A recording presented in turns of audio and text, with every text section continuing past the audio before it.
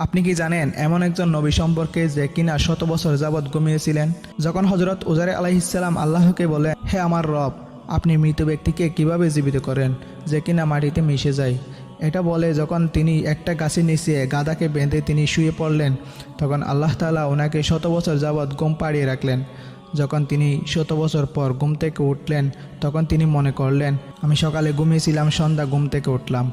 কিন্তু যখন তিনি গাধার দিকে তাকালেন, তখন তিনি দেখতে পেলেন গাধাটি মরে মাটিতে মিশে গিয়েছে।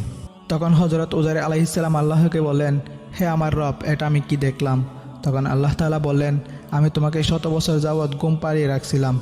তখন আল্লাহর হুকুমে গাধার হাড্ডিগুলো জড়ো হতে থাকে এবং দেখতে না দেখতে গাধাটি জীবিত হয়ে যায়। তখন আল্লাহ তাআলা বললেন, যখন আমি তোমাকে শত বছর যাবৎ ঘুম থেকে উঠালাম এবং যেভাবে আমি এই গাধাকে জীবিত করলাম যে কিনা মাটিতে মিশে গিয়েছিল, ঠিক একইভাবে আমি